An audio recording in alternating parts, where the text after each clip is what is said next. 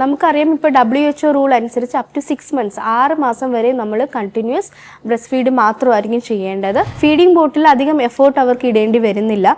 പക്ഷേ ബ്രസ്റ്റിൽ നിന്നും ഡയറക്റ്റ്ലി പാല് എടുത്ത് കുടിക്കണം എന്നുണ്ടെങ്കിൽ അവർക്ക് ഒരു എഫേർട്ട് ഇടണം. മിക്ക പാരൻസ് വിചാരിക്കും കുഞ്ഞുങ്ങൾ എന്തെങ്കിലും ഒന്ന് കഴിച്ചോട്ടെ എന്ന് വിചാരിച്ചായിരിക്കും ഈ കഞ്ഞി കൊടുക്കുന്നത്.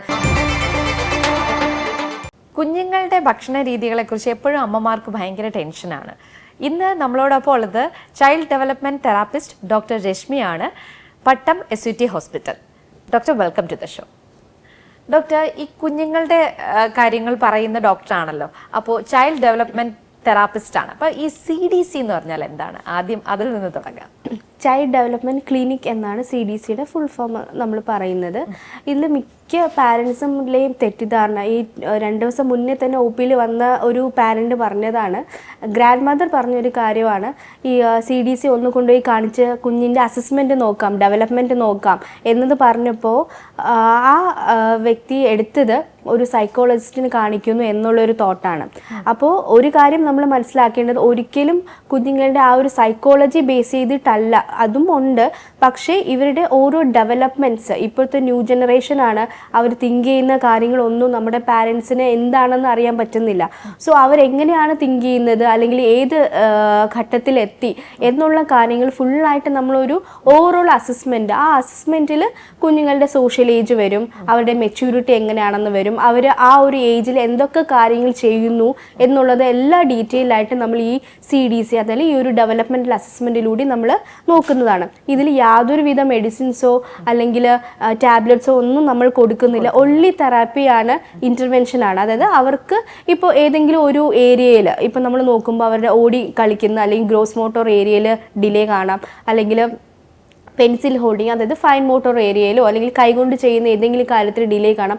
ഈ ഒരു ഡിലേ നമ്മൾ മാറ്റി, അവരുടെ ആ ഒരു ഡിലേ മാറ്റി അവർക്ക് നോർമൽ ഒരു നല്ലൊരു രീതിയിലോട്ട് ഡെവലപ്മെൻറ്റ് അച്ചീവ്മെൻറ്റ് നമ്മൾ കൊടുക്കും. അതാണ് ഈ CDC അല്ലെങ്കിൽ ഈ ചൈൽഡ് ഡെവലപ്മെൻറ്റ് ക്ലിനിക് എന്നുകൊണ്ട് ഉദ്ദേശിക്കുന്നത്. ഇത് നമ്മൾ നോക്കുന്നത് ന്യൂബോൺ തൊട്ട്, ജനിച്ച് കഴിയുന്ന കുഞ്ഞുങ്ങൾ മുതൽ, അതായത് ന്യൂബോൺ മുതൽ അപ് ടു 5-6 ഇയേഴ്സ് വരെ നമ്മൾ ഈ ഒരു കണ്ടിന്യൂസ് നോക്കുകയാണെന്നുണ്ടെങ്കിൽ അവരുടെ ഡിലേ മാറ്റി നമുക്ക് പോസിറ്റീവായിട്ടുള്ള ആറ്റിറ്റ്യൂഡിലൂടെ കുഞ്ഞുങ്ങളെ വളർത്തിക്കൊണ്ട് പോകാനായിട്ട് സാധിക്കും. ഡോക്ടർ, ഇപ്പം ന്യൂ ബോണിന്റെ കാര്യം പറഞ്ഞപ്പോൾ തന്നെ ഫസ്റ്റ് നമ്മൾ ചെയ്യുന്നത് ബ്രസ്റ്റ് ഫീഡിംഗ് ആണ്. അപ്പം ഇത് എപ്പോഴാണ് ഇത് മസ്റ്റായിട്ട് കൊടുക്കേണ്ടത്? എത്ര കാലയളവ് വരെയാണ്? ഓക്കെ, നമുക്കറിയാം ഇപ്പോൾ WHO റൂൾ അനുസരിച്ച് അപ് ടു 6 മന്ത്സ് 6 മാസം വരെ നമ്മൾ കണ്ടിന്യൂസ് ബ്രസ്റ്റ് ഫീഡ് മാത്രമായിരിക്കും ചെയ്യേണ്ടത്.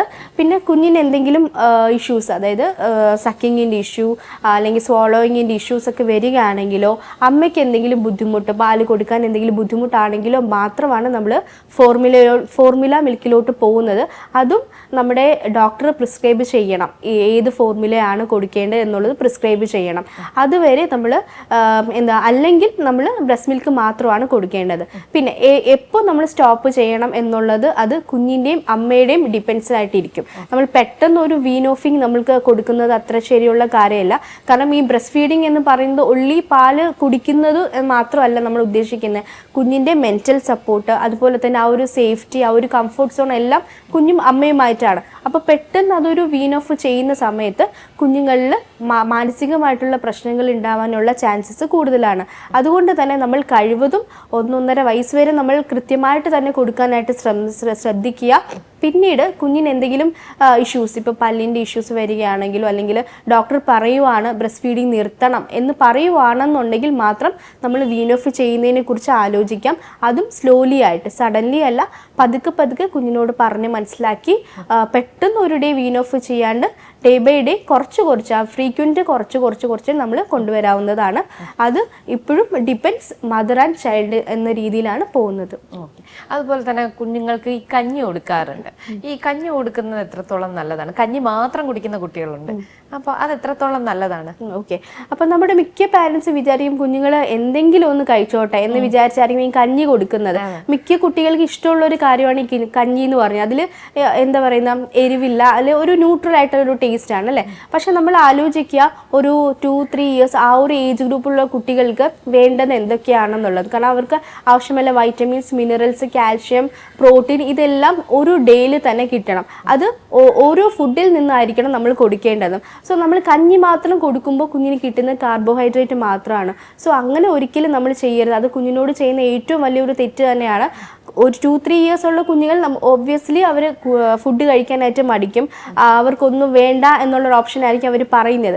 പക്ഷേ നമ്മൾ എന്നും കൊടുക്കുന്ന രീതി, അതായത് എന്നും കൊടുക്കുന്ന ഫുഡ് ഒരേ ടൈപ്പ്, ഒരേ രീതിയിലാകുമ്പോൾ കുഞ്ഞുങ്ങൾക്ക് ബോറടിക്കും. പക്ഷെ നമുക്കിപ്പോൾ അറിയാം പല രീതിയിൽ നമുക്ക് ഫുഡുകൾ ഉണ്ടാക്കി കൊടുക്കാം. എക്സാമ്പിൾ പറയുവാണെങ്കിൽ ഇപ്പോൾ ചീര കഴിക്കാത്ത കുട്ടികളുണ്ട്, അല്ലെങ്കിൽ ബീറ്റ്റൂട്ട് കഴിക്കാത്ത കുട്ടികളുണ്ട്. അത് അവർ അല്ലാണ്ട് കഴിക്കില്ല. പക്ഷേ നമ്മളതൊന്ന് പേസ്റ്റ് ആക്കി ദോശമാവിൽ അല്ലെങ്കിൽ ഇഡ്ഡലി മാവിലൊക്കെ നമ്മളൊന്ന് മിക്സപ്പ് ചെയ്തിട്ട് ഒന്ന് ഉണ്ടാക്കി കൊടുത്താൽ അപ്പോൾ ദോശയുടെ കളർ ഡിഫറെൻ്റ് ആയിരിക്കും, ടേസ്റ്റ് ഡിഫറെൻ്റ് വരും. അതിൽ കുറച്ച് നെയ്യൊക്കെ ഒഴിക്കുവാണെങ്കിൽ കുറച്ചും കൂടി ടേസ്റ്റ് വരും. അപ്പോൾ കുട്ടികൾക്ക് ഏറ്റവും കാണുന്ന ഈ വിഷ്വൽ ഇംപ്രഷനാണ്. വിഷ്വൽ ഇംപ്രഷൻ നമ്മൾ ഓരോ ഡേയിലും മാറ്റിക്കൊണ്ടിരിക്കുക. നമ്മുടെ ഉദ്ദേശം ഇതെല്ലാം കുഞ്ഞിൻ്റെ ഉള്ളിൽ പോകണം. പക്ഷെ എങ്ങനെ കൊടുക്കണം എന്നുള്ളതും നമ്മൾ തന്നെ ആലോചിക്കുക. ഡയറക്റ്റ്ലി കൊടുക്കാതെ ഈ രീതിയിൽ നമ്മൾ മിക്സപ്പ് ചെയ്ത് ഓരോ ക്യാരറ്റും എല്ലാ കാര്യങ്ങളും കുഞ്ഞുങ്ങൾക്ക് നമ്മൾ ഫുഡിലൂടെ കൊടുക്കാനായിട്ട് ശ്രദ്ധിക്കണം. ഈ ജങ്ക് ഫുഡ് കഴിക്കുന്ന കുട്ടികളുണ്ടല്ലോ, അപ്പോൾ ആ കുട്ടികൾ അത് എത്രത്തോളം നല്ലതാണ് ഡോക്ടർ? ഈ ജങ്ക് ഫുഡ്സ് നമ്മൾ അധികമായിട്ട് കുഞ്ഞുങ്ങളിൽ കൊടുക്കരുത്, എന്ന് വെച്ച് കൊടുക്കാണ്ടിരിക്കരുത്. കാരണം കുഞ്ഞുങ്ങൾ കുറച്ചും കൂടി ഒന്ന് വലുതായി കഴിയുമ്പോൾ തന്നെ അവരൊരു പ്ലേ സ്കൂളിലൊക്കെ പോയി കഴിയുമ്പോൾ അടുത്തുള്ളൊരു കുട്ടി ചിലപ്പോൾ എന്താ പറയുക പിസയോ എന്തെങ്കിലും കഴിക്കുന്നതായിരിക്കും. പക്ഷേ നമ്മുടെ കുഞ്ഞിന് അത് മൈൻഡിൽ ഒരു ഗിൽറ്റി ഫീൽ തോന്നുന്നത് എൻ്റെ അമ്മ എനിക്കൊന്നും വാങ്ങി തന്നില്ല. അപ്പോൾ അമ്മയും കുഞ്ഞുമായിട്ടുള്ള ബോണ്ടിങ് കുറയാനാണ് ചാൻസ്. നമ്മൾ ഏത് ഫുഡ് കൊടുക്കുന്നതിലും ഒരു ലിമിറ്റ് ആൻഡ് റെഗുലേഷൻസ് വെക്കണം. കാരണം കുഞ്ഞ് വാശി പിടിക്കുന്ന ടൈമിൽ എല്ലാം അത് മേടിച്ചു കൊടുക്കുക എന്നുള്ളൊരു ഓപ്ഷൻ നമ്മൾ മാറ്റിയേക്കണം. വല്ലപ്പോഴും ഇച്ചിരി എന്താ പറയുക നമ്മൾ ഈ വക ഫുഡ്സ് കൊടുക്കുന്നതിൽ തെറ്റില്ല. പക്ഷേ ഓവറായി കഴിഞ്ഞാൽ അത് കുഞ്ഞുങ്ങളിൽ വളരെയധികം ബുദ്ധിമുട്ടുകൾ ഉണ്ടാക്കും. അവരുടെ ബിഹേവിയറിൽ തന്നെ പ്രശ്നങ്ങൾ ഉണ്ടാക്കാനുള്ള ചാൻസസ് ഈ ഫുഡിൻ്റെ രൂപത്തിലും ഉണ്ട്. അപ്പോൾ അത് നമ്മൾ പ്രത്യേകിച്ച് ശ്രദ്ധിക്കേണ്ടതായിട്ടുണ്ട്. അതുപോലെ തന്നെ ചോക്ലേറ്റ്, ഐസ്ക്രീം ഇതൊക്കെ കുട്ടികൾക്ക് ഭയങ്കര ഇഷ്ടമാണ്. അപ്പോൾ അതൊക്കെ കഴിക്കുന്നത് കൊണ്ട് ഈ പല്ല് കേട് വരും എന്നൊക്കെ പറയാറുണ്ട്. ഇതൊക്കെ എത്രത്തോളം നല്ലതാണ്? ഈ പറഞ്ഞ പോലെ തന്നെ നമ്മൾ ഈ ചോക്ലേറ്റിലും ഐസ്ക്രീമിലൊക്കെ എന്തുണ്ടെന്ന് ആദ്യം നമ്മൾ മനസ്സിലാക്കുക. അതിൽ യാതൊരു ബെനിഫിറ്റ്സും ഒന്നുമില്ല. പക്ഷേ നമ്മൾ കുഞ്ഞുങ്ങൾക്ക് അവർക്ക് കൊടുക്കുന്നത് അവരുടെ പ്ലഷറിന് വേണ്ടിയിട്ടാണ്, അവരുടെ സന്തോഷത്തിന് വേണ്ടിയിട്ടാണ്. അപ്പോൾ വല്ലപ്പോഴും ഈ ചോക്ലേറ്റ്, ഐസ്ക്രീം ഒക്കെ ഓക്കെ. പക്ഷേ അത് കൂടുമ്പോൾ ഈ ചോക്ലേറ്റിലാണെങ്കിലും ഐസ്ക്രീമിലാണെങ്കിലും ഫുൾ ഷുഗർ കണ്ടന്റ് ആണ് ഫുള്ളായിട്ടുള്ളത്. സോ അത് നമ്മൾ ഷുഗർ കണ്ടന്റ് കുഞ്ഞുങ്ങളിൽ കൂടുന്നതനുസരിച്ച് അവരുടെ ബിഹേവിയറൽ ചേഞ്ചസും അതുപോലെ തന്നെ ഹൈപ്പർ ആക്ടിവിറ്റി എന്നൊരു കണ്ടീഷനിലോട്ട് പോകാനും അതിൽ അടങ്ങിയിരിക്കാൻ ബുദ്ധിമുട്ട്, ഇതൊക്കെ നമ്മൾ ശ്രദ്ധിച്ചാലും കുഞ്ഞുങ്ങൾ ഒരുപാട് ചോക്ലേറ്റ് കഴിക്കുന്ന ആ ഡേയിൽ അവർ ഭയങ്കര അധികം ആക്റ്റീവ് ആയിരിക്കും. പക്ഷെ നമ്മളത് കുറച്ച് കഴിയുന്ന സമയത്ത് ആ ഒരു ഡിഫറൻസ് നമ്മൾ ഒബ്വിയസ്ലി നമുക്ക് മനസ്സിലാക്കാനായിട്ട് സാധിക്കും. സോ അതും നമ്മൾ ഈ പറയുന്ന പോലെ ഒരു ബൗണ്ടറി വെക്കുക. നമ്മൾ എപ്പോഴും കരഞ്ഞാൽ കുഞ്ഞുങ്ങൾ വാശി പിടിച്ച് കരയും അത് വേണമെന്ന്, പക്ഷേ നമ്മൾ എപ്പോഴും അത് മേടിച്ച് കൊടുക്കാതിരിക്കാനായിട്ട് ശ്രദ്ധിക്കുക. ഒക്കേഷണലി വല്ലപ്പോഴും മന്ത്ലി വൺസ് ഒക്കെ കുഞ്ഞുങ്ങൾ കൊടുക്കുന്നതിൽ തെറ്റില്ല. അത് കൊടുത്തില്ലെങ്കിൽ അവരുടെ മെൻറ്റൽ നമ്മളും കൂടെ നോക്കണം. കാരണം എല്ലാം നമ്മൾ നോ ബാൻഡ് പറയുന്നതിന് പകരം ഇതിനുള്ള ദൂഷ്യഫലങ്ങളും നമ്മൾ പറഞ്ഞു കൊടുക്കുക. വല്ലപ്പോഴും ഒക്കേഷണലി ഇത് കൊടുക്കുന്നതിലും തെറ്റില്ല. ഡോക്ടർ, അതുപോലെ തന്നെ ഈ ഫീഡിംഗ് ബോട്ടിൽ ഉപയോഗിക്കുന്നത്, ഇപ്പം ബ്രസ്റ്റ് മിൽക്ക് ആണ് നല്ലതെന്ന് നമ്മൾ നേരത്തെ പറഞ്ഞു, എന്നാലും ഫീഡിംഗ് ബോട്ടിൽ ഉപയോഗിക്കുന്നത് നല്ലതാണോ? ഫീഡിംഗ് ബോട്ടിൽ ഉപയോഗിക്കുന്നത് ഇപ്പം മിക്കപ്പോഴും കുഞ്ഞുങ്ങളെ കൊണ്ട് പുറത്തിറങ്ങുന്ന സമയത്ത് ഒരു ഈസിയാണ് ഈ ഫീഡിംഗ് ബോട്ടിൽ പാല് കൊടുക്കുക എന്നുള്ളത്. പക്ഷേ അവർ അത് കഴിഞ്ഞ് തിരിച്ച് വീട്ടിലെത്തുന്ന സമയത്ത് തിരിച്ച് ബ്രസ്റ്റ് ഫീഡിലോട്ട് പോകുമ്പോൾ കുഞ്ഞുങ്ങളത് കുടിക്കാനായിട്ട് മടിക്കും. അതായത് ഫീഡിംഗ് ബോട്ടിൽ അധികം എഫേർട്ട് അവർക്ക് ഇടേണ്ടി വരുന്നില്ല. പക്ഷേ ബ്രസ്റ്റിൽ നിന്നും ഡയറക്റ്റ്ലി പാല് എടുത്ത് കുടിക്കണം എന്നുണ്ടെങ്കിൽ അവർക്ക് ഒരു എഫേർട്ട് ഇടണം. സോ ആ ഒരു ഈസിനെസ് അവരുടെ മൈൻഡിൽ പെട്ടെന്ന് സെറ്റാവും. അപ്പോൾ ആ സമയത്ത് നമ്മൾ കുഞ്ഞുങ്ങൾ ഒരുപാട് നേരം കരയുന്ന സമയത്ത് വീട്ടിൽ വന്നിട്ടാണെങ്കിൽ ഗ്രാൻഡ് പാരൻസ് ആണെങ്കിലും അല്ലെങ്കിൽ നമ്മൾ പാരൻസ് ആണെങ്കിൽ കൂടിയും ഉടനെ ഫീഡിംഗ് ബോട്ടിൽ പാല് നിറച്ച് കൊടുക്കും. അങ്ങനെ അത് ശീലമാകും. അത് ഒരിക്കലും നല്ലൊരു ശീലമായിട്ട് അല്ല കാണുന്നത്. 2, ഇപ്പോൾ 2-3 ഇയേഴ്സ് ആവുന്ന ഏജിലുള്ള കുഞ്ഞുങ്ങൾക്കാണെങ്കിലും നൈറ്റിൽ ഫീഡിങ് ചെയ്യുന്നുണ്ട് അല്ലേ. അപ്പോൾ അതും ഇവർ ഈ ഫീഡിങ് ബോട്ടിലായിരിക്കും കൊടുക്കുന്നത്. അത് പ്രത്യേകം നമ്മൾ ശ്രദ്ധിക്കേണ്ടത്. അങ്ങനെ ശീലിക്കുന്നത് വഴി പാല് ഇപ്പൊ കുടിച്ചു കഴിഞ്ഞിട്ട് ഓൺ ദ സ്പോട്ട് അവർ വാ കഴുകിയിട്ടായിരിക്കൂല കിടക്കുന്നത്, കിടന്നുറങ്ങും. അങ്ങനെ വായിക്കാത്ത പാല് കെട്ടി നിന്നിട്ട് എന്താ സംഭവിക്കുന്നത്, ഡീകെ വരും, പല്ലിന് ഡീകെ വരാനുള്ള ചാൻസസ് കൂടുതലാണ്. അതിലുപരി ഈ പല്ല് വളർന്നു വരുന്ന ടൈം ആയിരിക്കും അല്ലെ ആ സമയത്ത്. അപ്പോൾ ഈ പല്ലിന് ഈ ഓറൽ സ്ട്രക്ചർ മാറാനുള്ള ചാൻസസും കൂടുതലായിരിക്കും. ഈ ഓറൽ സ്ട്രക്ചർ മാറുന്നത് വഴി എന്താ സംഭവിക്കുന്നത്, കുഞ്ഞുങ്ങൾക്ക് സ്പീച്ചിന്റെ ക്ലാരിറ്റി, അൺക്ലിയർ സ്പീച്ച് വരാനുള്ള ചാൻസസും വളരെയധികം കൂടുതലാണ്. അപ്പോൾ കഴിവതും നമ്മൾ ഫീഡിംഗ് ബോട്ടിലിനെ അവോയ്ഡ് ചെയ്യുന്നതായിരിക്കും ഏറ്റവും നല്ലത്. ടംബ്ലർ അല്ലെങ്കിൽ ഇപ്പോൾ എന്താ പറയുക പല രീതിയിലുള്ള ബോട്ടിൽസ് ഉണ്ടല്ലോ, സിപ്പർ പോലത്തെ ബോട്ടിൽസ് ഉണ്ട്, അത് നമ്മൾ കുഞ്ഞുങ്ങൾക്ക് കൊടുക്കുന്നതിൽ തെറ്റില്ല. നൈറ്റ് ഫീഡും നമ്മൾ ഈ 2-3 ഇയേഴ്സ് ആയിട്ടുള്ള കുട്ടികൾക്കാണെങ്കിൽ നൈറ്റ് ഫീഡും ഒഴിവാക്കുന്നതായിരിക്കും വളരെയധികം നല്ലത്. കാരണം അവർക്കും ഈ ടീത്തിന്റെ ഗ്രോത്തും ഒക്കെ വരുന്ന സമയത്ത് നമ്മൾ ഈ ഒരു ശീലം ശീലിപ്പിക്കുന്നത് അത്ര നല്ലൊരു കാര്യം ആയിട്ട് തോന്നുന്നില്ല. ഓക്കെ ഡോക്ടർ, അതുപോലെ തന്നെ കുഞ്ഞുങ്ങളുടെ ഉറക്കം, വളരെ താമസിച്ച് ഉറങ്ങുന്ന കുട്ടികളുണ്ട്, നേരത്തെ അവരെ പിടിച്ചു കിടത്തി ഉറക്കാറുമുണ്ട്. പക്ഷെ ഈ ഉറക്കം എങ്ങനെയാണ് അവർക്ക് നല്ലതായിട്ട് കൊണ്ടുവരാൻ സാധിക്കുന്നത്? ഈ ഉറക്കം, ടോയ്ലറ്റ് ട്രെയിനിങ്, ഇതെല്ലാം നമ്മൾ പാരൻസ് എങ്ങനെയാണ് ശീലിപ്പിക്കുന്നത് അതനുസരിച്ചായിരിക്കും കുഞ്ഞുങ്ങൾ വളർന്നു വരുന്നത്. ഏതൊരു കാര്യവും നമ്മുടെ പാരൻസ് എങ്ങനെ ചെയ്യുന്നു അതനുസരിച്ചാണ് അവർ കണ്ടു പഠിക്കുന്നതും വളരുന്നതും. സോ നമ്മൾ ഈ ഉറക്കം എന്ന് പറയുന്നത് എല്ലാ കുഞ്ഞുങ്ങളും, അതായത് ഇപ്പോൾ പ്ലേ സ്കൂളിൽ പോകുന്നതാണെങ്കിലും അതുപോലെ തന്നെ എല്ലാ കുട്ടികളെയും നമ്മൾ എപ്പോഴാണ് ഒരു 8 മണിക്ക് മുന്നേ ഫുഡ് കൊടുക്കാനായിട്ട് ട്രൈ ചെയ്യണം.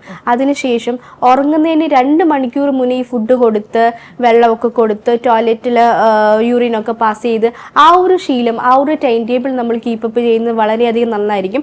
ഇപ്പോൾ ആദ്യമൊക്കെ ഒരു ടാസ്ക് ആണ്, കാരണം പെട്ടെന്ന് തന്നെ ഇന്ന് നമ്മൾ ശീലിപ്പിച്ചു നാളെ അവർ ചെയ്യണം എന്നില്ല. പക്ഷെ ഇതൊരു റൊട്ടീനായിട്ട് 1 മന്ത് അല്ലെങ്കിൽ ഒരു 2 മന്ത് പോയി കഴിയുമ്പോൾ കുഞ്ഞുങ്ങളുടെ ബോഡി അതുമായിട്ട് സെറ്റ് ആവുകയും ആ ഒരു റൊട്ടീൻ ശീലിക്കുകയും ചെയ്യും.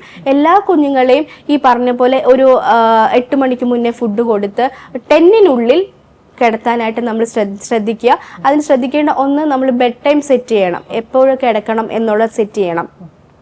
വേക്കിംഗ് ടൈം, അതായത് മോർണിംഗ് എണീക്കുന്ന ടൈം എപ്പോഴാണെന്നുള്ളത് നമ്മൾ സെറ്റ് ചെയ്യുക. ഈ 2 കാര്യങ്ങൾ നമ്മൾ പാരൻസ് നമ്മൾ എങ്ങനെയാണോ ചെയ്ത് കാണിക്കുന്നത്, കുഞ്ഞുമായിട്ട് പോയി കിടക്കുക, ബെഡ് ടൈം സ്റ്റോറീസ് പറഞ്ഞു കൊടുക്കുക, പല പല കാര്യങ്ങൾ സംസാരിക്കുക. അപ്പോൾ അതുവഴി കുഞ്ഞുങ്ങൾക്ക് സ്പീച്ചിൻ്റെ സ്റ്റിമുലേഷൻ കൂടുകയും അവർ തിരിച്ചിങ്ങോട്ട് ക്വസ്റ്റ്യൻ ചോദിക്കുകയും കുറച്ച് സമയം എടുക്കുമായിരിക്കും ഉറങ്ങാനായിട്ട്. പക്ഷേ നമ്മൾ ഈ കൃത്യമായിട്ട് തന്നെ ഈ ഒരു ടൈം ടേബിൾ നമ്മൾ പാരൻസ് കീപ്പ് ചെയ്യേണ്ടത് വളരെ അത്യാവശ്യമാണ്. അപ്പോൾ ഡോക്ടർ, കുറേ സംശയങ്ങൾ കുഞ്ഞുങ്ങളുടെ ഭക്ഷണമായിട്ട് ബന്ധപ്പെട്ടും ഉറക്കമായിട്ട് ബന്ധപ്പെട്ടും ഒക്കെ നമ്മൾ സംസാരിച്ചു. മറ്റൊരു വിഷയമായിട്ട് വീണ്ടും എത്തും.